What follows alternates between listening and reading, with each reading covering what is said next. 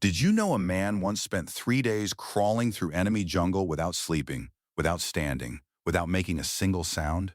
His name was Carlos Hathcock, Vietnam, 1969. His target was a North Vietnamese general, deep inside enemy territory. Hathcock covered nearly 1,500 meters on his stomach, inch by inch, over 3 days. Enemy soldiers walked within arm's reach. He stopped breathing. He didn't flinch. One sound meant death. He took the shot, then crawled all the way back out. The most terrifying thing about Hathcock wasn't his aim. It was his mind.